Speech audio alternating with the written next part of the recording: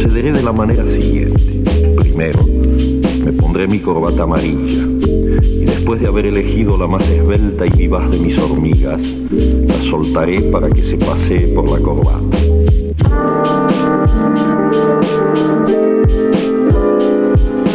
El señor Silicoso quería cantidad de hormigueros.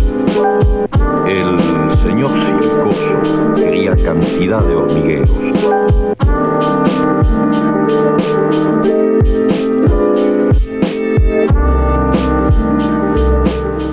Buenas tardes, esta es una edición especial de La Corbata Amarilla y aquí estoy yo, Citlali Zacarías, su anfitriona de hoy.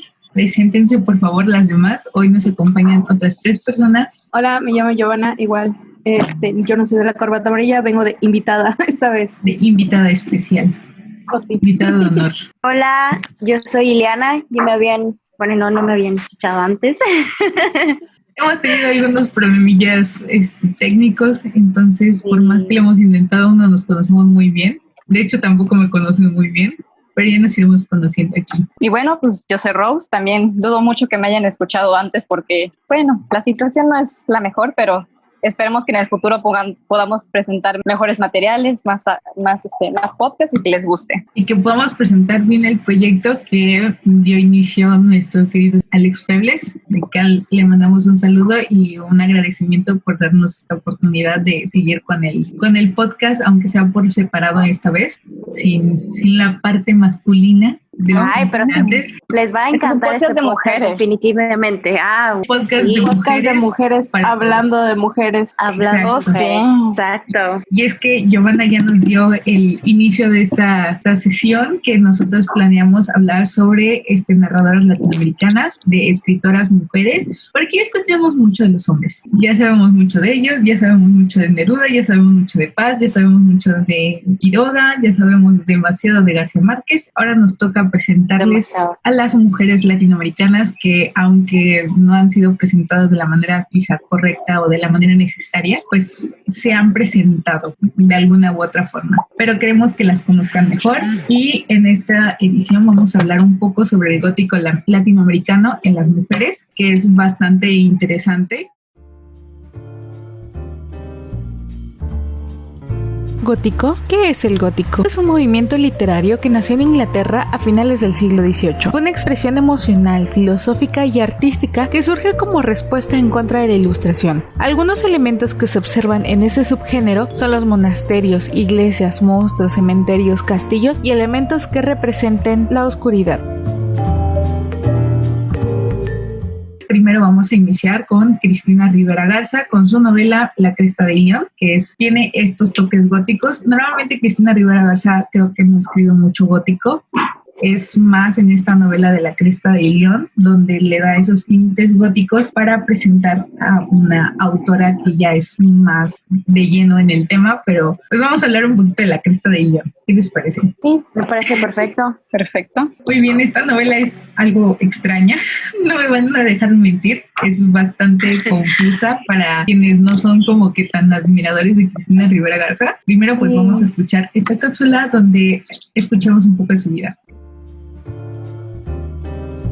Cristina Rivera Garza nació en Matamoros, Tamaulipas, el 1 de octubre de 1964. Desde 1989 vive en Estados Unidos. Ahora es una distinguida profesora en la Universidad de Houston, Texas. Estudió sociología en la Universidad Autónoma de México. Gran parte de su investigación la ha dedicado a las definiciones de locura y la historia de la psiquiatría en México. Su primera novela se llama Desconocer, de 1994, que fue finalista para ganar el premio Juan Rulfo. En 1999 publicó Nadie me verá llorar, novela con la que gana mayor popularidad y algunos premios. Es una autora muy versátil, que ha escrito cuento, novela, poesía, ensayo, ha hecho traducciones y participó en la producción de una ópera. Entre algunas de las distinciones que ha recibido por su obra se encuentra la beca para jóvenes creadores en 1994 y en 1999, el premio de poesía Punto de Partida en 1984, premio Sor Juana Inés de la Cruz en 2001 y 2009, el premio Roger Caillois de literatura latinoamericana en el 2013, entre otros. La Cresta de León se lanzó originalmente en el 2002 con el sello de literatura de Random House, y pues realmente esta novela es un poco, como ya le dijimos, un poco confusa y tiene muchos elementos interesantes y que pues le dan esos tintes góticos. Lo que a mí me gustó de esta novela es que la primera mitad fue como que muy clara. Te pierdes un poco por el personaje principal en esa ambivalencia que empieza a tener, pero ya después como que le vas agarrando ritmo hasta la mitad, que ahí ya todo se vuelve un poco extraño. Un poco confuso. Lo curioso de esta novela es que ha tenido pues bastantes traducciones. Cristina Rivera Garza no solamente es una autora ya reconocida a nivel mexicano, sino ya a nivel mundial e internacional, y pues la traducción en inglés la hizo Sarah Booker, que pues trabaja con el texto, que yo creo que también fue un texto bastante difícil de traducir porque tiene muchas cosas como medio extrañas. Sí significó un reto bastante intenso. Sí, bastante. ¿Puedo contar una anécdota de esta novela? Vas. Ok, bueno, La Cresta de León, me acuerdo muy bien que creo que 2 días antes de la clase que nos tocaba, porque pues teníamos que leer la novela completa, Citlali y yo pues vivimos juntas y dijimos, ¿sabes qué? Vamos a sentarnos a leerla porque tenemos que leerla y para participar en la clase. Y yo, sí, vamos. Nos sentamos en la sala y empezamos a leer cada una por separado porque teníamos nuestras propias copias. Llegó un punto en que yo le dije, ¿sabes qué? No puedo, no lo logro entender.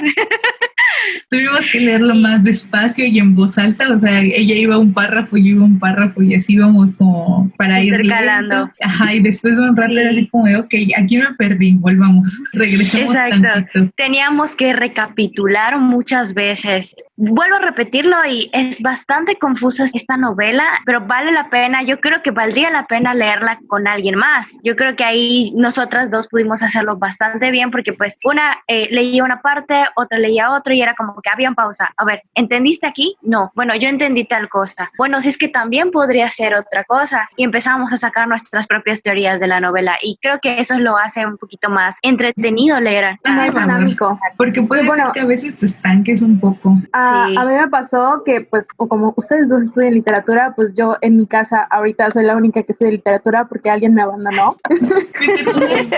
Entonces, pues yo me encerré en el cuartito porque me encanta hacer lecturas un día antes de la clase. Entonces, obviamente más fresca la lectura. Así como a todos.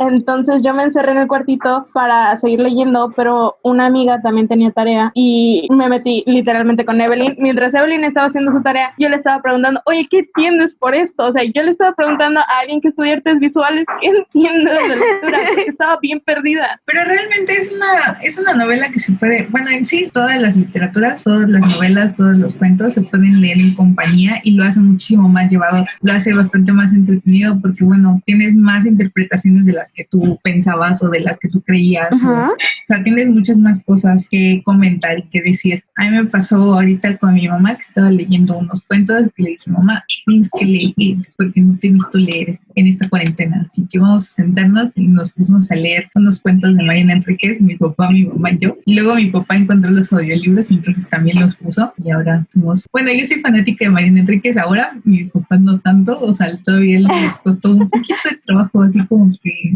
está muy difícil. ¿Cómo le empiezas a encontrar nuevas autoras? Sí, eso también. Y le agradecemos mucho al profe David Lería por presentarnos a muchas autoras y presentarnos no solamente las autoras que hemos visto en clase, sino muchas más que después podemos nosotras seguir, porque como les decíamos antes, muy hartas de hombres latinoamericanos escribiendo, pero no habíamos conocido a muchas de las mujeres que ahora estamos leyendo y que con las que estamos trabajando. Y entre ellas, pues, las protagonistas de esta novela, Amparo Dávila, que es quizá un poco más conocida, pero no tan bien tratada como debería.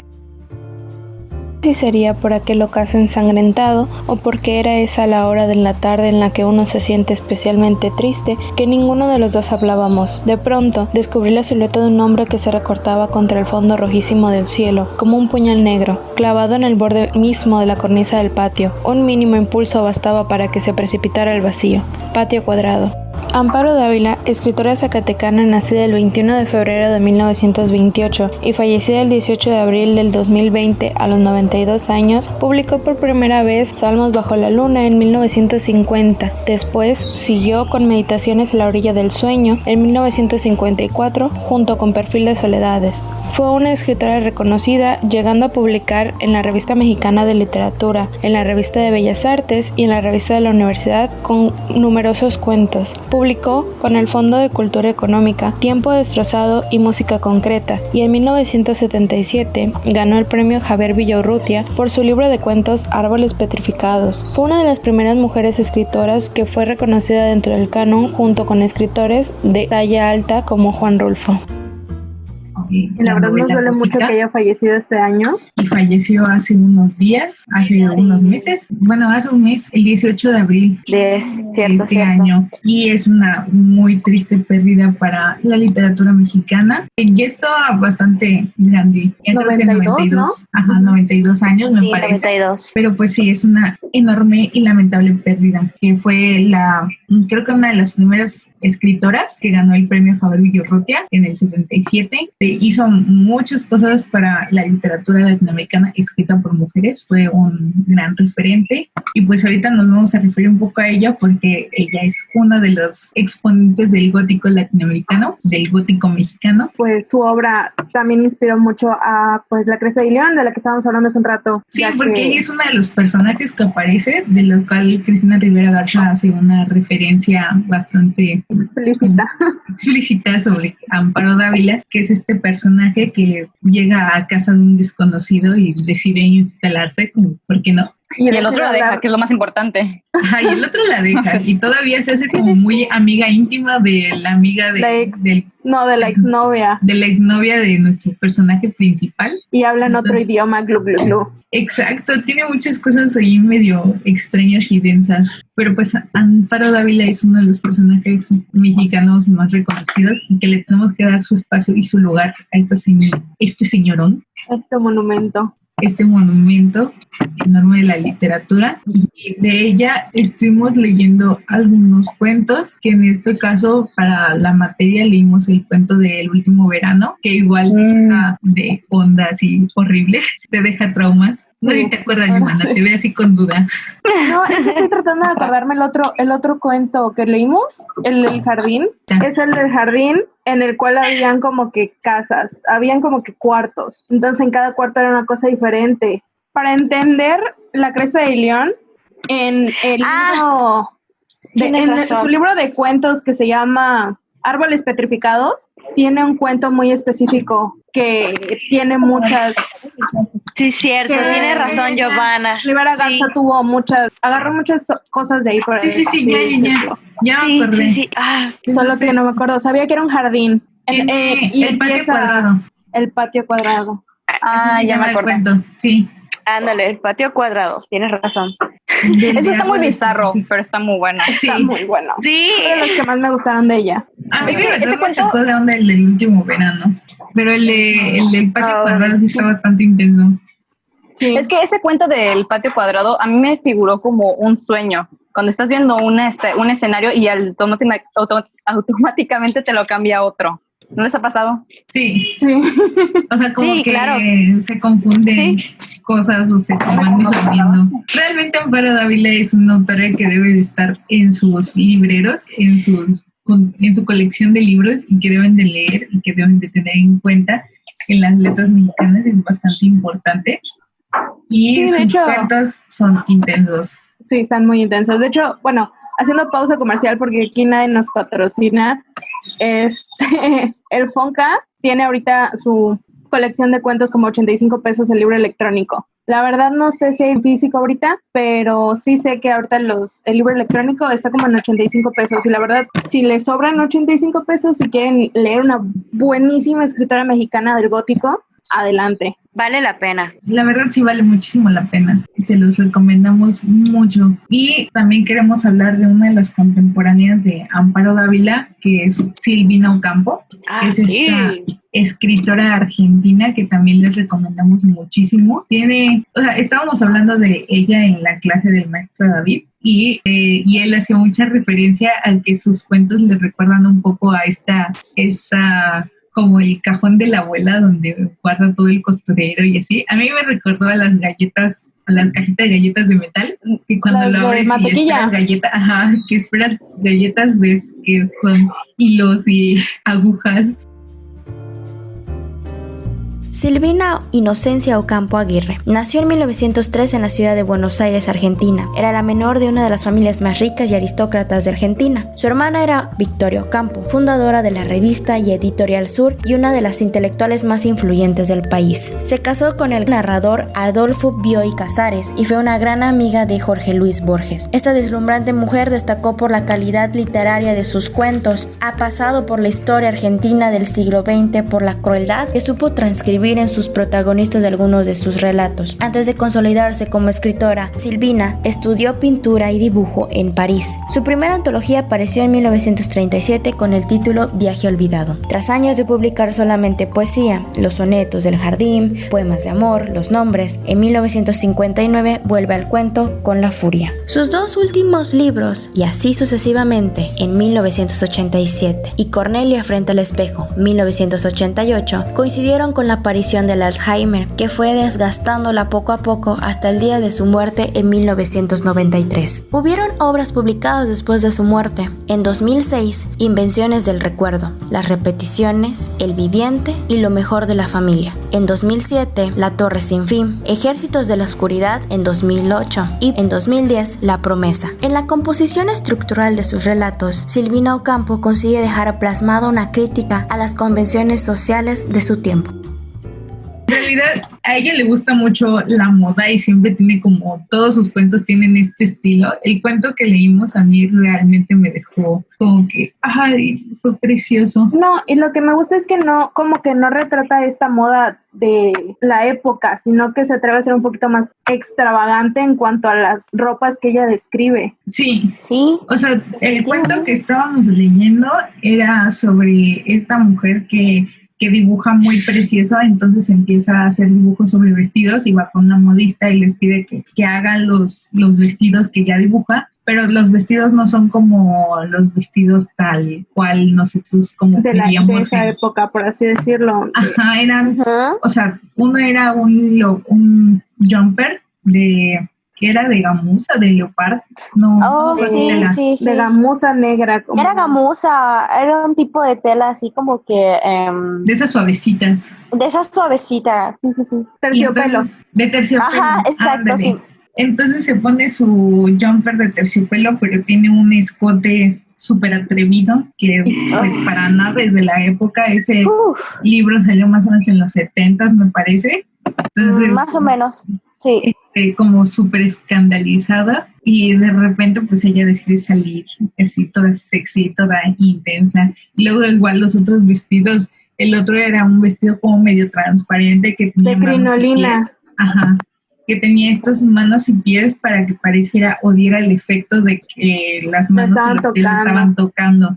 Pero, o sea, y los detalles que menciona, como los anillos.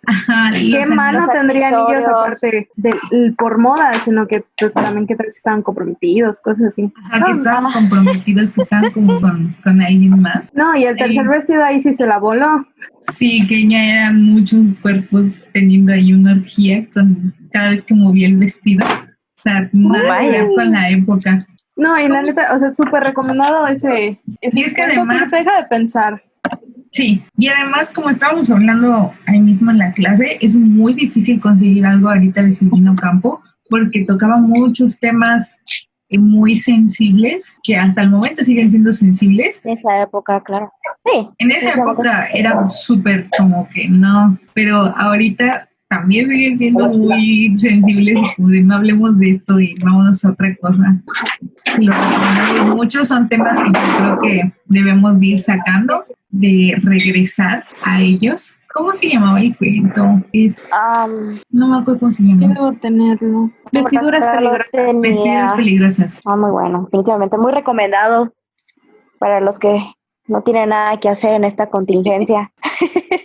Y es que además tiene muchas obras, o sea, de cuentos. Estoy buscando aquí un poco de su producción literaria. Tiene cuentos, antologías, cuento infantil, novela, poesía, teatro. Tiene creo que ensayo. Sí, ensayos. Y estuvo pues trabajando con otros autores como Borges.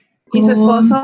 Noemi Bulla. Su esposo Adolfo Bioy Casares. Entonces, como que tuvo mucha presencia en la literatura y a pesar de eso, pues no la hemos estudiado como se debería, ni la hemos visto. Y yo creo que para cualquier público que nos esté escuchando que no se dedica a la literatura, supongo yo que es como una autora bastante desconocida quizá. Es como, bueno, dentro, igual para entrar en contexto en esta plática, pues obviamente uno tiene que medio investigar en artículos. Entonces, dentro de los artículos, incluso ellos mismos te mencionan, sí, se ha vuelto un escritor para escritores. No es un escritor como que muy reconocido, o sea, popularmente, por así decirlo. No es como de Octavio Paz, que todo el mundo ha escuchado de Octavio Paz o que todo el mundo te dice que ya leyó El laberinto de la soledad. Uy, sí. O como todo el mundo que te dice que ya leyó Rayuela. O 100 años de soledad. O 100 años de soledad. O que ya leyó El Quijote. O Aura. Eso lo estoy diciendo con mala intención. Qué bueno que lean. Este podcast es pacífico, amigos. Muy pacífico. Y pues ya de Silvina Ocampo nos pasamos a otra gran escritora muchísimo más contemporánea, que es Mariana Enríquez, que también ha hecho ahí unos cuentos y unas novelas bastante intensas. Primero hay que decir que Mariana Enríquez tiene como esta... O sea, es periodista, pero tiene como todo este flow así rockero, todo este estilo, o sea, del estilo que me gusta, así toda despeinada, como super rock. 10 de 10 con sus tweets, ¿eh? Sí, ya la empecé a seguir en Twitter y de verdad, 10 de 10. También les recomiendo, aunque no vayan a leer sus novelas, que aunque yo les recomiendo mucho que lo hagan, que lean las novelas de muchas de las autoras que les hemos mencionado, pero si no lo van a hacer, aunque se síganlas en Twitter. Tienen unos tweets también intensos. Si son personas minimalistas que les gustan leer menos de 140 caracteres, pues adelante, síganla en Twitter, o sea, muy buena. Igual Fernanda Melchor, también pueden seguir a Daniela Tarazona. También tiene unos tweets ahí intensos. Cristina Rivera Garza, no sé si tiene Twitter. Creo que sí tiene. Sí. Entonces, ahí las recomendaciones de cuentos y noticias cortas, de menos de 140 caracteres. De hecho, cuando comenzó esto de la hermosa contingencia de ahorita, liberaron o dejaron de descargar libre su libro de cuentos, las cosas que perdimos en el fuego. Entonces, no sé si todavía sigue. Que no. No sé si sigue disponible. En marzo lo dejaron de dejar como descarga libre. Porque sí recuerdo que ya lo puedes conseguir en otras partes. O sea, sí. Yo creo que ahorita ya no recomendamos la piratería, amigos. No. Por favor. No. Promocionamos la piratería, pero pues la piratería se ve mal y ustedes como lectores se ven mucho peor. Oye, tiempos modernos ameritan soluciones modernas. Exacto. Pues aquí no se los recomendamos. No. Bueno, pero tampoco les voy a decir que todo lo que he leído en la carrera ha sido legal. Bueno, amiguitos, yo creo que solo podemos decir lean como puedan, como logren encontrar los textos. Como logren hacer, pero lean. Lean, exacto. Y la recomendación más sugerida, Mariana Enríquez. Mariana Enríquez, las cosas que perdimos en el fuego. 10 de 10. Igual, ella hizo un libro sobre la historia de Silvina Ocampo, que ahorita les digo cómo se llama, fue el nombre, La hermana menor. Sí. Hermana menor. Retrato de Silvina Ocampo, porque... De 2014. Exacto. Porque dice que esta historia, o sea, la historia de Silvina Ocampo la llama así porque dice que era como que siempre vivía a la sombra de su hermana mayor. Dicen que era como un poquito más bonita visualmente, entonces que eso hizo que Silvina Ocampo como que quedara más abajo. Para mí Silvina Ocampo también era un fashion icon con sus lentes. Sí, de verdad era... A mí me encanta su performance de escritora, o sea, como que siempre con sus lentes y con todo el estilo y con todo el flow, a mí me encanta. Pero pues ahí les dejamos la recomendación también de esta novela de la hermana menor y pues las cosas que perdimos en el fuego, aunque también les recomendamos mucho leer pues sus novelas, que Bajar es lo peor, o Cómo desaparecer completamente, Este es el mar, o Nuestra parte de noche.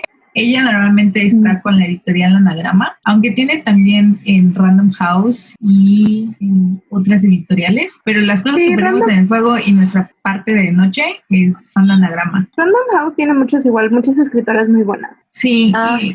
Aunque no lean Fernanda Melchor. Aunque no lean las que les estamos recomendando ahorita, les recomendamos, pues igual pueden ir a las editoriales y ir viendo a las autoras. Lo que les recomendamos ampliamente es leer autoras latinoamericanas. Nosotros encontramos un mundo nuevo y precioso en las autoras que están hablando sobre cosas que deberíamos estar hablando todos y que también se están hablando. Entonces, pues les recomendamos ampliamente leer muchas autoras latinoamericanas.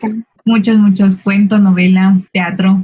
Poesía, no se olviden de la poesía, por favor. Poesía también. Si le entienden, pues.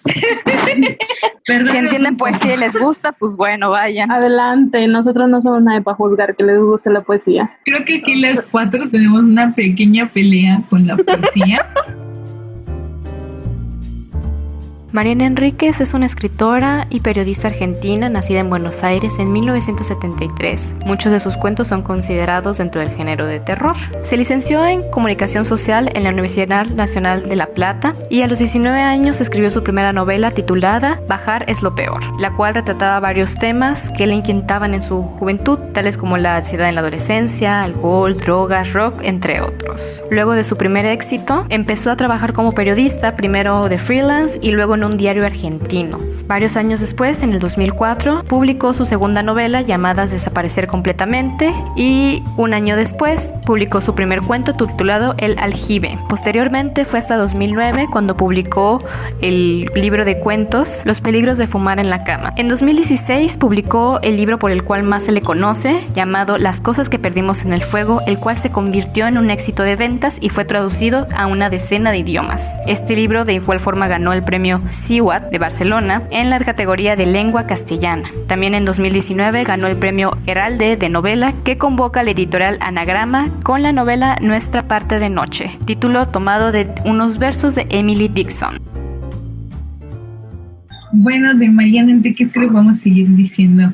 Estudió en la Universidad Nacional de Plata y pues Wikipedia me dice que tiene ese estilo punk del que le estábamos hablando hace rato, como medio rockero, que a mí en lo personal me gusta, y además es que acentúa mucho con ese estilo como, o sea, sí tiene este estilo como gótico, pero igual muy rockero punqueto como emo del 2005. Los mejores emos. Que por lo que veo creo que no cuentan mucho como Mariana Enríquez como gótico, sino más como de terror, pero yo diría que sí es más gótico, más oscuro, no tanto de terror, porque, o sea, los cuentos que he leído y las cosas que he visto de ella no es tanto de que dé miedo o que tenga, sino que tiene como esos estilos como de ese narración. Ajá, ese tinte oscuro que lo hace medio gótico, como igual lo tuvo Distancia de Rescate, que es Samantha Scholle, que tiene tintes de misterio y, o sea, que te dejan atrapados, realmente te dejan bien enganchados. Yo no pensé que me fuera a gustar el de Distancia de Rescate y me gustó mucho. Realmente es una muy buena novela. Ajá. Sí. Igual tiene muchas cosas así como medio confusas. ¿Qué ibas a decir, Liliana? Dilo. Es que hablando de Distancia de Rescate, pues la verdad es que sí me dio mucho trabajo leerla, me costó, me dio mucha flojera al inicio, pero pues como dice Giovanna, me encantó al final porque pues me sentí muy identificada, no sé por qué, pero me sentí súper identificada con ¿cómo se llamaba la protagonista? Según yo en mi mente decía como que es un nombre muy fresa. Amanda. Pero la Amanda. Bueno, me identifiqué muchísimo con ella. No sé por qué, pero sentí que yo era una mamá. No sé, pero yo era una mamá. Yo me empecé a identificar porque me pasó, o sea, porque pues hermana mayor por 12 años, entonces empiezas como que a estar al pendiente del chamaquito. O sea, ¿qué está haciendo? ¿Dónde está? ¿Por qué está así? Entonces, o sea, cuando lo mandas por las tortillas, güey. Exactamente, lo ves desde afuera de la casa viendo que llega a la esquina y regresa. Es que realmente sí ¿qué me pasa? Un poco identificado con esa distancia de rescate, o sea, como que por primera vez le ponen un nombre a esa, o sea, algo Este que lazo. ya sabías, a este lazo, pero ya por fin tiene un nombre y lo identificas como algo ya, quizá no tangible, pero algo que está ahí. Y bueno, yo creo que aunque está muy buena la plática, pues ya hay que ir cerrando esto porque pues vamos a tener un podcast muy largo y no queremos aburrir a nadie, aunque nosotros nos estamos divirtiendo mucho. Especialmente a David, perdón. Perdónanos, profe, de verdad lo queremos Perdón, mucho, le mandamos profe. muchos saludos y abrazos. Espero que sí lo esté escuchando. Esperemos que sí. Nosotros somos su instancia de rescate. Ay, creo que lo más bonito. Aún no te va a pasar, Nos han dicho. Es lo más bonito que nos han dicho realmente. Hace mucho que un profe no me decía algo tan precioso. Que ya es hora de ir cerrando esto. Muchísimas gracias por escucharnos y yo me despido, soy Citlali y espero que les guste mucho. Bye, bye. Muchas gracias por escucharnos. Sintonícenos después con ya la Corbata compañía amarilla. masculina. Rayos. Nuestro director Alex Febles Oh, sí. con Luis y Tucho, que esperemos que pronto podamos concretar un episodio y les mandamos un saludo. Saludos Chao. y gracias Hasta por luego. prestarnos su espacio y por dejarnos estar aquí. Gracias por dejarnos entrar a sus casitas aunque sea media hora. Qué bonito. Simón. Hasta luego.